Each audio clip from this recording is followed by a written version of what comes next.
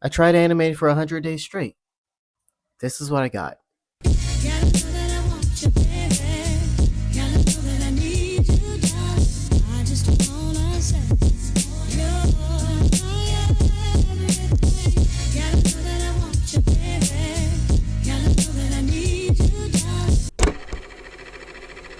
As someone who calls himself an animator, I barely animate at all. I would go weeks on end without animating, and then whenever I did sit down to animate, I would sit down for like 5 hours just to get like 5 frames done. I didn't like how infrequent I was when it came to that, despite having so many ideas swirling in my head to just make stuff. You ever listen to a song and you start imagining a whole music video playing along with it? Every motion, every shot, every scene is just perfect in detail. It syncs with the music. Everything is just how you want it. I want to make that that's stuck in my head, but I can't do that if I keep on twiddling my thumbs and I keep on procrastinating until I die. So that led me to starting this challenge, attempting to animate for 100 days straight. And I failed that. Really, it was just the longest streak I had was the 30 days. And that was the first 30 days I did this challenge. So I was nowhere near the magical YouTube number of a 100-day win streak of not missing a single day of animating, but that wasn't the mindset I went into for it. I was more focused on, okay, I'll animate for day 1. Now I animate for day 2. I'll make it for day 3, make for 5 days, 7 days, 10, however long I can manage before burning out. And I just so happened to make it the most on the first 30 days. The real goal for this challenge wasn't really to hit 100 days in a row, but to make animating a habit. I wanted to get better at knowing how to start an animation, getting better at how to make an animation move more fluidly, and to not be so intimidated on actually animating. So at the start of the challenge for the first few weeks, I would get off from work, go to my laptop, and open this folder I have that has a bunch of anime, shows, real life references, just a whole bunch of stuff I found off of the internet that I just happened to save because I thought it would be a cool thing to study, reference, or just thought it was funny. I would then just scroll in that folder to see like what piques my interest to study, and I would just pick that from there. I made sure to pick something that wasn't too technical or too advanced or too eye-catching. I wanted to focus on how the movement felt and why everything moved as it did, rather than trying to trace each frame to make it look one-to-one and perfect. I also put a timer on myself for an hour for the animation practices. This has forced me to start drawing regardless of if I know how to start, and it will be easier for me not to get overwhelmed with sitting down and animating for longer periods of time. I was pretty good with that limit until day 11, where the practices, or this practice in particular, just started to click for me. I could innately plan out the motions by using those circles as a guideline, but it wasn't just me needing to innately do that. It felt fluid, it felt natural, like I hit a flow state when it came to animating. Kind of like how when you're too into your skill or work or whatever, you're just very focused on what you need to do and you're doing it efficiently while thinking of what else to do without putting too much effort into one or the other. That particular animation is just like my third eye of just seeing how animation moved just opened up. And I think on that animation in particular, I spent 3 hours on that because I just had so much fun just making the character move and actually understanding how everything flows into each other. This started a habit of me being more comfortable with animating for longer periods of time. Another week or so of daily animations later, I decided to test myself. I picked a drawing that I wanted to animate. And this mainly consisted of fan works and reference sheets that I happened to find off the internet too. There was someone who also did this particular exercise as well. He goes by Sir Porpoise, but the actual YouTube channel where he uploaded his practices was Nerd Aim. And he made a whole series of picking random pictures he would find off the internet and then challenge himself on making that picture move through his own practices. It was actually fun to know that, oh wait, I'm not the only one who had this kind of ideas. Other people have this idea for a practice too, and people are actively doing it and they're improving as well. I did this test for about 5 days, and as for actually doing them, it was a bit hard at first. Some of them, mainly the one that I tried to animate hair for, which did not go well. I was really struggling on that, but genuinely really had fun on a lot of them. Just being able to make something that I see in my head just move on paper whenever I look at that drawing. It's a cool practice and test to do after studying for so long, just to see how far or how much I've gained from doing those studies. After the first 30 days, I took a break on practicing but still kept on animating for a smaller project. It took around a month of just getting roughs down and put that on hold until I want to actually come back to that. And then I went back to studying and practice animation, and I had a goal of doing it much harder than last time. I really liked how much I improved from the first 30 days, and I wanted to repeat that thing but at a much faster rate to keep that momentum going. But then that actually led me to burning out much faster than I even expected.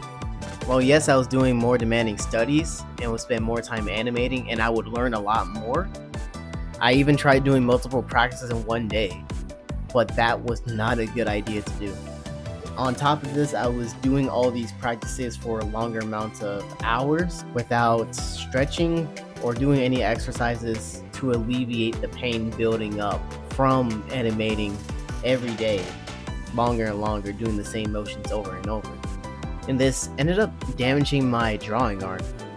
I kept on feeling sprains, pains, and soreness from my fingers, wrists, specifically whenever I used it to draw, and shoulders every time I tried to draw on my laptop. It got back to the point to where I needed to take a 2-week break of just not animating at all. I needed to change my mindset when it came to animating. I didn't need to push myself just to meet some made-up quota of animations I needed to get done. I don't need to try to rush to finish an animation that day. If I don't finish it, I don't need to start another animation just to make up for the animation I didn't make or finish the day prior. And I slowly got back to practicing again. About 2 more weeks later, I then wanted to try the challenge again of going much harder than I did before with a new and excited mindset. Here enters the Sakuga arc, and I was really excited to do this one. I had specific clips I wanted to study from because I really loved how the characters moved. I loved the action sequences, the vanish snaps or the flash step, however they just like teleport from one instance to another. I wanted to learn that. I wanted to figure out how to apply that to my own stuff. And genuinely, this was the most challenging part of the challenge out of all. I studied Yaiba Samurai Legend at the time of me doing that challenge. That series was going on. I really got inspired by that show. Just wanted to learn how those animators are able to do what they did a couple of studies that played with the background a little bit, did a couple of studies that played with the camera, and that was confusing at first since it was like, oh, so many lines going at the fast, one after another. But actually slowing that video down and then just playing it like frame by frame, I could see the patterns. It was easier to break down, not looking at everything at once, but looking at the certain smears that were used. Lego Monkey Kid by Flying Bark Studios. It is monstrously underrated. Please, if you're able to watch it, go find a legal way to actually watch the show.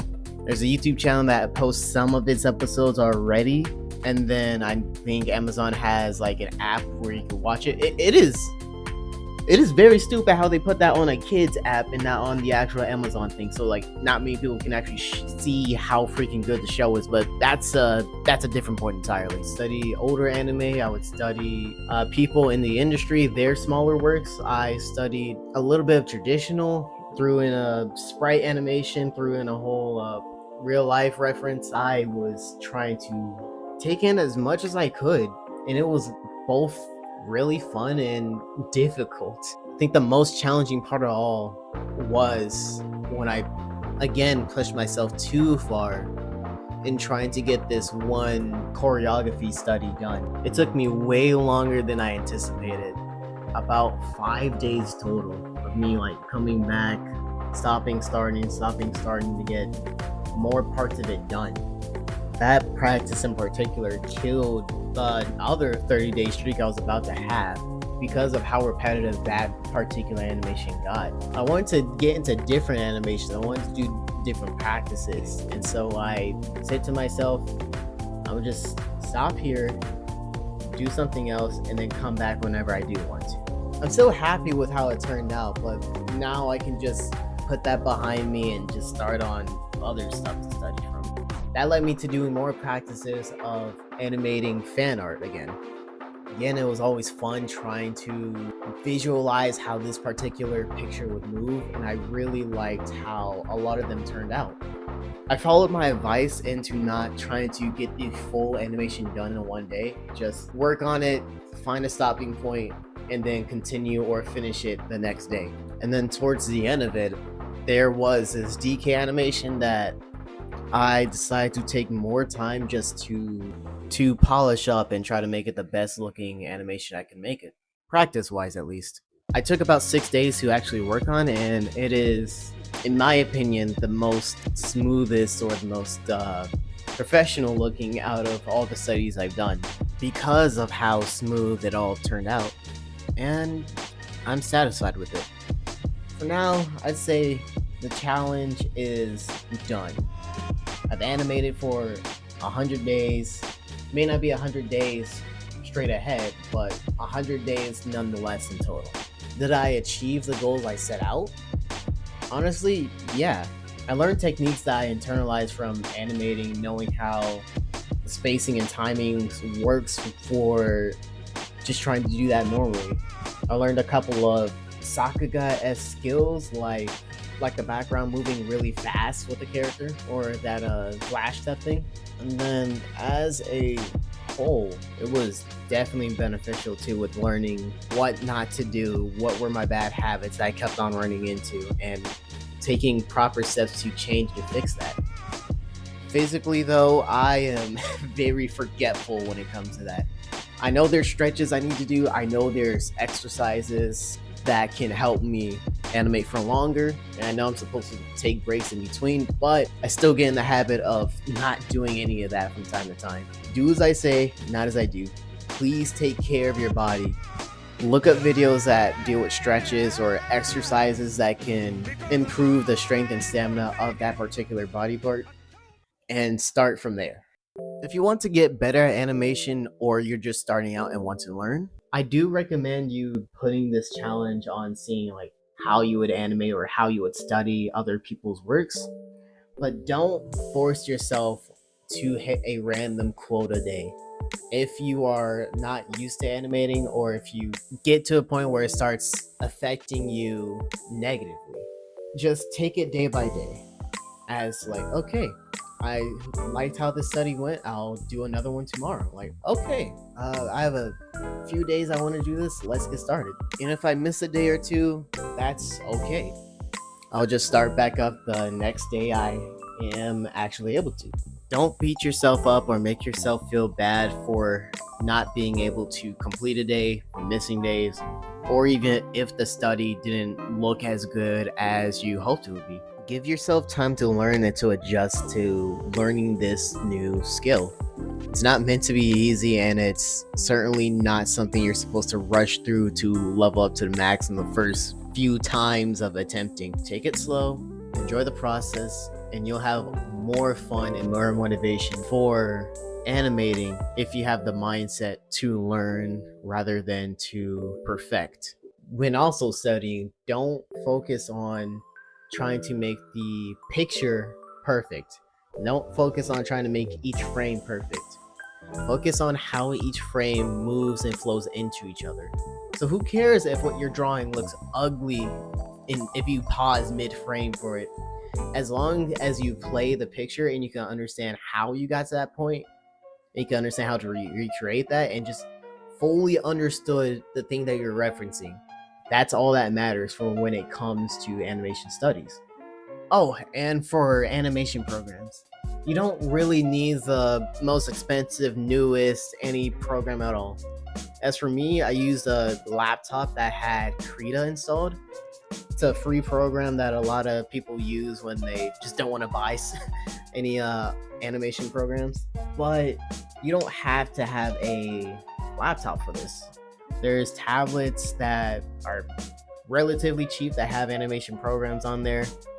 There's if you have your old 3DS somewhere, or like maybe the Wii U has some kind of flip a clip or animation S software, or just go freaking old school and grab a pencil and paper and just take a picture for each frame that you draw. Other than that, thank you for watching the video. This is my first time doing a video of me talking about this as a whole. I want to do more videos like this in the future, but it's already hard trying to talk about this over and over. I've done like so many retakes on this, and this particular audio will be edited so many times. I'll probably have another outtakes into it, but I do want to make a video of me coming back to this topic, specifically with some animations I didn't finish, and honestly want to do more stuff like this in the future where I can break down my own animation, explain how they work, and maybe teach y'all something to get better at with. Please go check out the artists and animators links below. They were a huge inspiration for me even starting this from the awesome stuff they've made. Thank you for taking the time to watch this video, and I hope you have a good rest of your day. See you later.